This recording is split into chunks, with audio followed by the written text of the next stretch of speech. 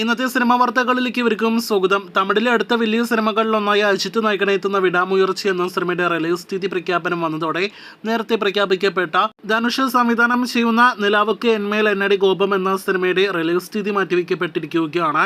ഫെബ്രുവരി 7-നായിരുന്നു സിനിമയുടെ റിലീസ് നേരത്തെ പ്രഖ്യാപിച്ചത്. ഇപ്പോഴത്തെ ഫെബ്രുവരി 21-ലേക്കാണ് സിനിമയുടെ റിലീസ് നീട്ടിയിരിക്കുന്നത്. വിടാമുയർച്ചി ഫെബ്രുവരി 6-ാം തീയതി തിയേറ്ററുകളിലേക്ക് എത്തുന്നതാണ്. മലയാളത്തിൽ നിന്നും 2 സിനിമകളുടെ ഒഫീഷ്യൽ റിലീസ് തീയതി പ്രഖ്യാപനം ഇപ്പോഴത്തെ വന്നിരിക്കുകയാണ്.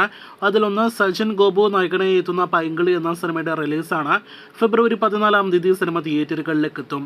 അന്ന് ദിവസം തന്നെ ദാവീദ് എന്ന ആന്റണി വർഗീസ് നായകനെ എത്തുന്ന സിനിമ തിയേറ്ററുകളിലേക്ക് എത്തുമെന്ന് ഇന്ന് ഒഫീഷ്യൽ പ്രഖ്യാപനം വന്നിരിക്കുകയാണ്. കഴിഞ്ഞ വർഷം തന്നെ ഈ 2 സിനിമകളും ഈ ഫെബ്രുവരി 14-ലേക്ക് റിലീസ് ചാർട്ട് ചെയ്ത വിവരം നേരത്തെ പ്രേക്ഷകരെ അറിയിച്ചതാണ്.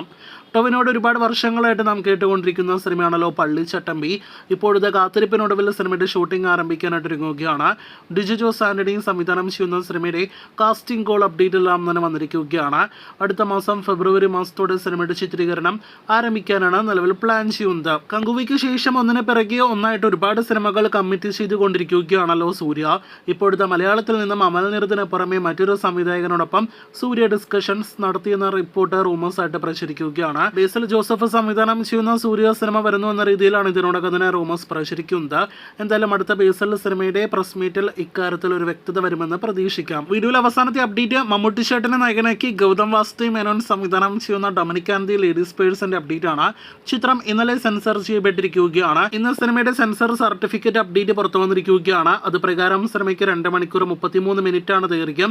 UA സർട്ടിഫിക്കറ്റ് ആണ് സിനിമയ്ക്ക് ലഭ്യമായിരിക്കുന്നത്.